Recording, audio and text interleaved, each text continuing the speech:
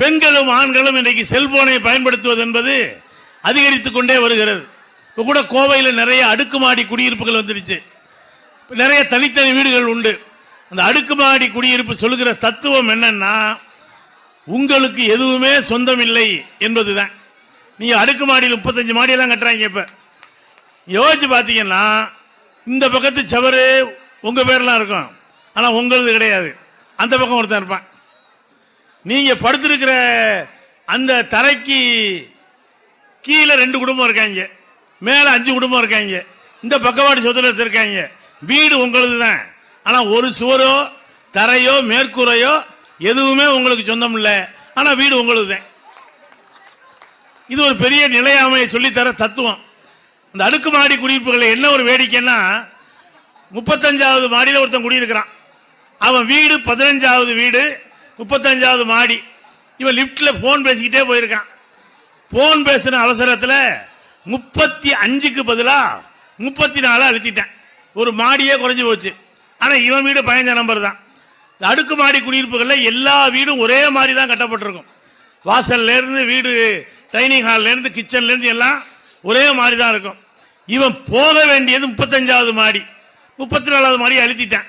இறங்கி கரெக்டா 15ஆம் நம்பர் வீட்டு முன்னால போய் காலிக்கு மேல அழுத்திருக்கான். மாடி மாறி இறங்கினதே ஞாபகம் இல்லை. ஏன்னா ஐயா போன் பேசிக்கிட்டு இருக்காரு. அந்த வீட்டு மகராசி வந்து கதவை திறந்துருக்கான். திறந்த அந்த அம்மனியும் போன் பேசிக்கிட்டே வந்திருக்கு. ஐயாவும் போன் பேசிக்கிட்டு இருக்காரு, அம்மனியும் போன் பேசிக்கிட்டு இருக்காரு. அந்தமா போன் பேசுற சிவராசியத்தில் வந்தது புருஷலாம் எவன்னு கூட தெரியல. அது வாட்டுக்க கதவை திறந்துட்டு உள்ள போயிடுச்சு. இந்த மகராசனுக்கு எந்த வீடுன்னு தெரியல, எல்லாம் ஒரே மாதிரி தானே இருக்கும். இவன் நேராக போன் பேசிக்கிட்டே போய் சட்டையும் பேண்டையும் கழட்டி போட்டு கைலியை கட்டிக்கிட்டு சாப்பிடவும் உட்காந்துட்டான். அந்த அம்மனியும் புருஷன் மூஞ்சி அது வரைக்கும் பார்க்கல. அது தோசைக்கல்ல போட்டு 2 தோசையை சுட்டு கொண்டாந்து வச்சிருக்கு. அது வரைக்கும் ஒருத்தர் மூஞ்சியை ஒருத்தர் பார்த்துக்கவே இல்லை. இவனும் அமைதியாக சாப்பிட்டுக்கிட்டே இருக்கான்.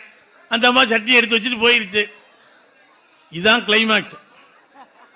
அப்ப அந்த நேரம் பார்த்து அந்த வீட்டுக்கு உண்மையான ஓனர் ஒருத்தர் இருப்பான்ல, அவன் வந்து காலிங் பெல் அழுத்திருக்கான்.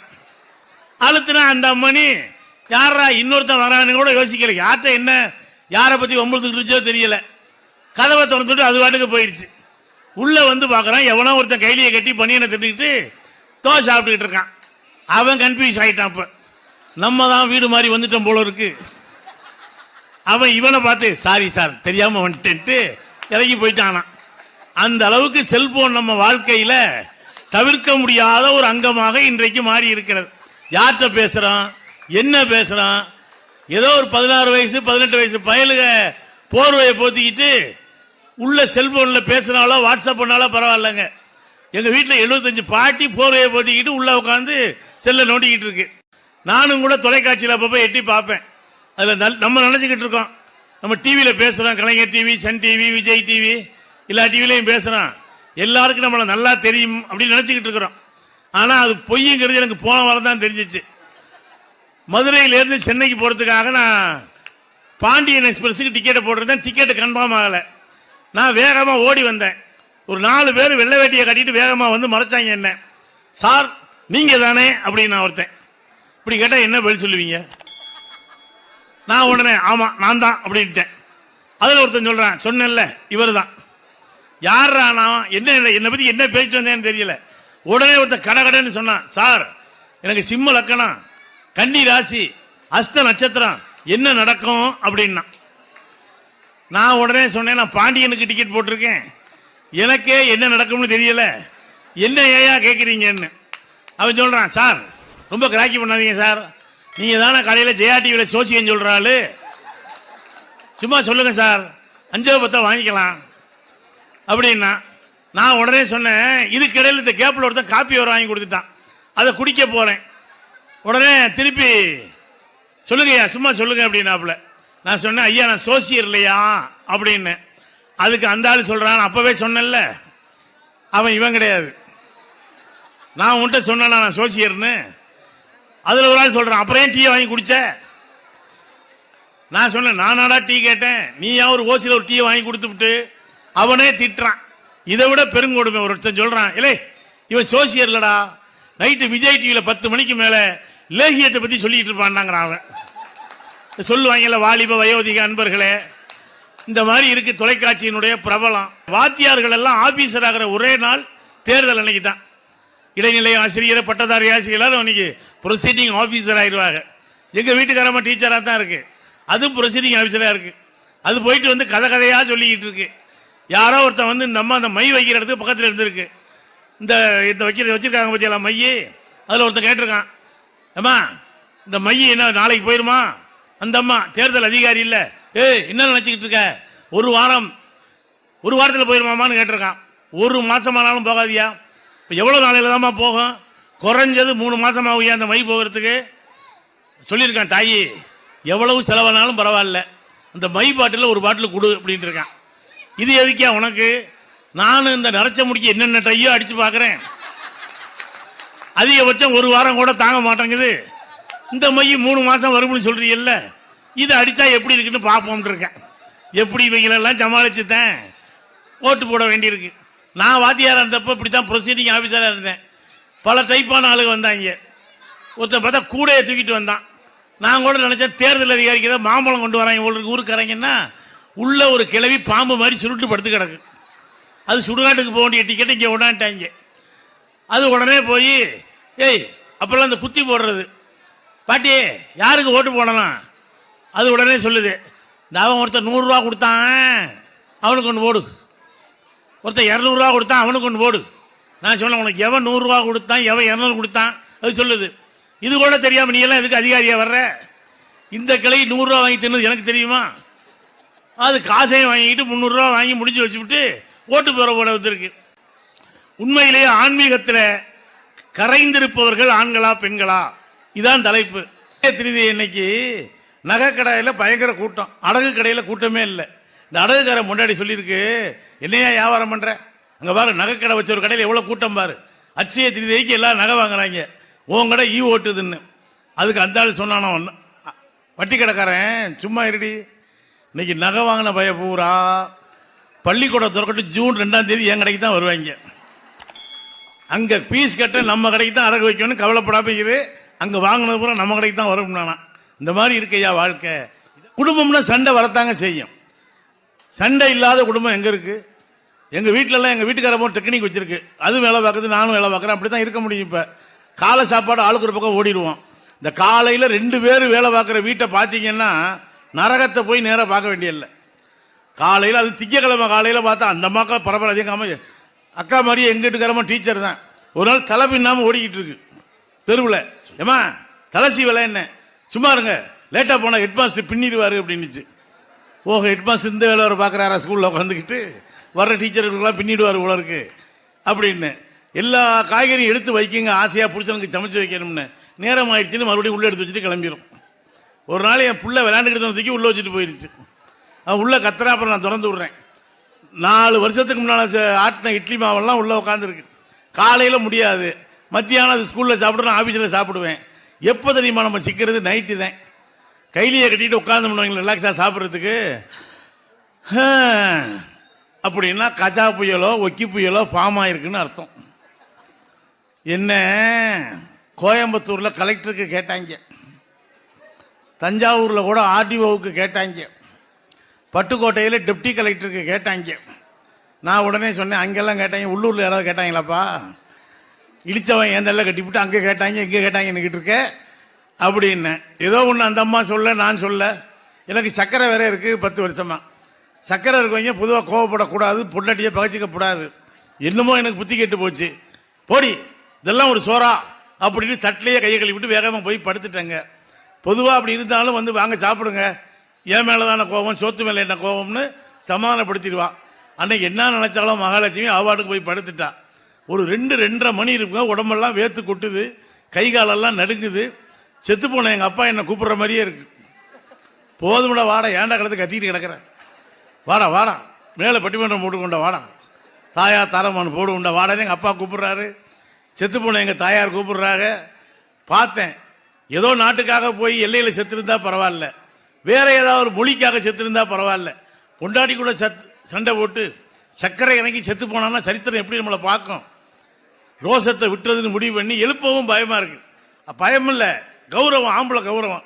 எந்திரிச்சு பாயில் உட்காந்துக்கிட்டு முதல் மரியாதை சிவாஜி மாதிரி, பூங்காத்து திரும்புமா ஏன் பாட்ட விரும்புமா, தாலாட்ட மடியில் வச்சு சீராட்ட எனக்கு ஒரு தாய்மடி கிடைக்குமா. பாடி முடிக்கலங்க. குடு குடு குடுன்னு ஓடனா கிச்சனுக்கு, அடுப்பை பற்ற வச்சா தோசைக்கல்ல போட்டு அங்கேருந்தே பாடுறான்.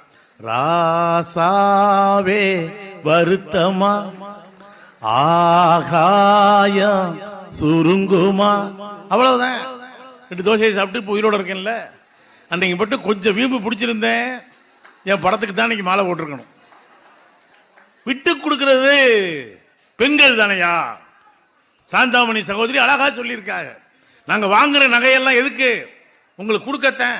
நான் ஒரே ஒரு செய்தியை சொல்லிட்டு மரியாதைக்குரிய மஞ்சுளாவை அழைக்கணும். இந்த டிவியில் வர்ற விளம்பரத்தை வச்சாலே நம்ம குடும்பம் எப்படின்னு கண்டுபிடிச்சிக்கலாம். சொல்றாரு, ஓன ஒருத்தர் கிளம்பியிருக்கான், தலை நிறைய முடிய வச்சுக்கிட்டு, ஒரு டிவி விட மாட்டேங்கிறான். ஏமாந்தது போதும். என்ன தெரியுமா அர்த்தம்? அடுத்த ஆள்கிட்ட ஏமாந்தது போது எங்கிட்ட ஏமாற வாங்கன்னு அர்த்தம்.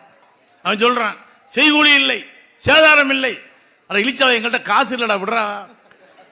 அடுத்து சொல்றான், முதல் மாச தவணையை நானே கட்டி விடுகிறேன், உங்கள் கஷ்டம் எனக்கு தெரியும். அடுத்த மாச தவணை உங்க பெரியப்பா வந்து கட்டுவாரு, நாங்க தானடா கட்டணும். அந்த ஆள் வாங்கு வாங்கு வாங்குங்கிறான். அந்த விளம்பரம் முடித்த அடுத்த நிமிஷமே விக்ரம் வர்றாரு. நீங்கள் வாங்கிய நகையை அடகு வைக்க பைனான்ஸுக்கு வாருங்கள். ஒரு நிமிஷத்தில் வாங்கின நகையை அடகு வைக்க ரெடி பண்ணிட்டாங்க பத்தியலா. சரின்னு மடப்புறம் கோல்டு பைனான்ஸுக்கு வாருங்கள். என்னென்னமோ சொல்லுது. நகையை கொண்டு அடகு வச்சோமா, அதில் வந்தாலும் சொல்றாரு, உங்கள் கனவுகள் நனவாக பைனான்ஸில் நகையை அடகு வைங்க. நான் கேட்குறேன், சரவணா நகரில் யாராவது தூங்கும் பொழுது நகையை அடகு வைக்கிற மாதிரி கனவு கண்டீங்களா ஐயா? இதெல்லாம் ஒரு கனவா? இது நகையை அடகு வச்சா அவங்களுக்கு தெரியும், அவங்க நகையை அடகு வச்சா மீட்க மாட்டாங்கன்னு. அங்கேருந்து ராதிகாவை அனுப்பி விட்டுருக்காங்க. அது சொல்லுது, அடகு வைத்த நகையை மீட்க முடியவில்லையா, கோல்டு பைனான்ஸுக்கு வாருங்கள். அப்புறம் கேஆர் விஜயா வருது, அம்மா சொல்றேன் கேட்டுக்குங்க, வாங்க. நீ எல்லாம் ஒரு அம்மாவா? அடகு வச்ச நகையை மீட்டு கொடுக்க காசை கொடுப்பியா, அதை வித்து விட்டு போடாங்கிறிய. இதான் ஒரு வீட்டில் புருஷனுக்கு பொண்டாட்டிக்கு சண்டை வந்துருச்சு. 2 பேரும் ஒருத்தர் முடிஞ்ச வார்த்தை ஒருத்தர் பேசுறதே இல்லை. எதா இருந்தாலும் லெட்டர் தான். இவர் கேட்பாரு, சாப்பாடு தயாராகி விட்டதா? அந்த மாதிரி சீட்டு கொடுக்கும், இன்னும் அரை மணி நேரம் ஆகும். இப்படி 1 மாசமா சீட்டை வச்சே குடும்பம் நடத்திக்கிட்டு இருக்காங்க. ஒரு நாள் அந்த ஆள் சொல்லியிருக்காரு, நாளைக்கு நான் வந்து கோயம்புத்தூருக்கு போகணும், காலையில் 4 மணி பஸ்ஸை பிடிக்கணும், எனவே ஒரு 3:30 மணிக்கு எழுப்பி விட்டுரு அப்படின்னு ஒரு சீட்டை கொடுத்துட்டார். அந்த அம்மா வாங்கி பார்த்து தலையாட்டிருச்சு. அடுத்த நாள் காலையில் எந்திரிச்சு பார்க்குறாரு, மணி 6. அது வரைக்கும் பேசாத மனுஷன், ஏண்டி அறிவு இருக்கா, 3:30 மணிக்கு எழுப்ப சொன்னேனே, ஏன் எழுப்பல, சீட்டு கொடுத்தல. அந்த அம்மா சொல்லிச்சு, தேவையில்லாம பேசாத, தலைவணிக்கு அடியில் பாரு. அங்கே பார்த்தா எழுதி வச்சிருக்கு, மணி 3:30 ஆகி விட்டது, எழுந்திருக்கும். இப்படி புருஷனை முன்னாடி சீட்டு கொடுத்து குடும்பம் நடத்தினா குடும்பம் வழங்குமா? பெண்கள் வந்து இவர் சொன்னார் தனபால், ஆண்கள் நல்லதோ கெட்டதோ கோவப்பட்டு வெளிப்படையா பேசி போறாயா. இந்த பொம்பளைங்க ஒத்த வார்த்தை என் வீட்டில் நடந்தது சொல்றேன். போன வாரம் என் தங்கச்சி வந்துச்சுங்க. அப்ப பார்த்துன்னு பாசமலர் படம் டிவியில் போட்டுக்கிட்டு இருந்தாங்க. அங்க பார்த்தா சிவாஜியும் சாவித்திரியும் பிச்சை எடுத்துக்கிட்டு இருந்தாங்க. அங்க வந்து சிவாஜி இந்த பக்கம், சாவித்திரி இந்த பக்கம். நதியில் விளையாடி கொடியில் தலை சீவி நடந்த இளம் தென்றலே, வளர் பொதிகை மலை தோன்றி மதுரை நகர் கண்டு பொழிந்த தமிழ் மன்றமே அப்படி 2 பேரும் பாண்டதை பார்த்து எனக்கு என் தங்கச்சிக்கு பழைய ஞாபகம் வந்துருச்சு. அதை பார்த்து 4 என்ன பார்த்து 4 என் பெரிய பையன் தான் உள்ள வந்தான். இங்க என்ன நடக்குது அப்படின்னா, இல்லப்பா பாசமலர் படம் நடக்குது, அது டிவியில் ஓடுது, இங்கேயே ஒரு பாசமலர் படம் ஓடிக்கிட்டு, ஓஹோ நீங்க தான் சிவாஜி அந்த அம்மா சாவித்திரியாக்கும். அந்த படம் கடைசியில் சிவாஜி செத்தவனு சாவித்திரி செத்துரும், எங்க நீ சாகுவோம் தங்கச்சி சாவுதான்னு பார்ப்பாங்கிறான். ஒரே நேரத்தில் 2 பேருக்கு சங்குதலான்னு பார்த்துருக்கான் அவன். அப்புறம் என் தங்கச்சிட்ட கேட்டேன், எதுக்குப்பா வந்த அப்படின்னு. என் வீட்டுக்காரம்மா உள்ள டீ போட்டுக்கிட்டு இருந்துச்சு. என் தங்கச்சி சொன்னிச்சு, ஒன்றும் இல்லைண்ணே, பயலுக்கு இன்ஜினியரிங் காலேஜில் சீட்டு கிடைச்சிருக்கு, 1.5 லட்சம் கேட்குறாங்க, 1 லட்சம் பெரட்டிட்டேன், 50,000 கொடுன்னு அடுத்த மாதம் தந்துடுறேன்னு சொன்னான். நான் சொன்னேன், அம்மா உன் அண்ணன் வந்து கல்யாணம் ஆகாம இருந்தா பிரச்சனை இல்லை, இப்பெல்லாம் மத்திய அரசை கேட்காம மாநில அரசு எதுவுமே செய்ய முடியாது, மத்திய அரசு உள்ள டீ போட்டுக்கிட்டு இருக்கு, ஒரு வார்த்தை கேட்டுறேன்னு சொன்னேன். ஏன் பொண்டாட்டி ஒன்றும் டீ போடலை, இவங்க 2 பேரும் என்ன பேசுறாங்க என்ன ஜெபத்துலன்னு கேட்டுக்கிட்டு இருந்திருக்கான்.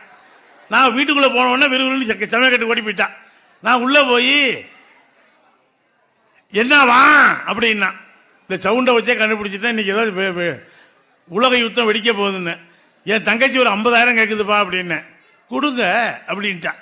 ஆஹா, மகாலட்சுமி நல்ல மூடில் இருக்கா போடுன்னு நினச்சி என் தங்கச்சிக்கிட்டே, ஏமா வாமா இன்னைக்கு பேங்க் லீவு, நாளைக்கு எடுத்து கொடுத்துட்றப்பான்னு அனுப்பி விட்டேன். ஆனால் உள்ளே உட்காந்து என் முன்னாடி ஒரே வார்த்தையை தாங்க திரும்ப திரும்ப சொல்கிறான், கொடுங்க கொடுங்க கொடுங்க.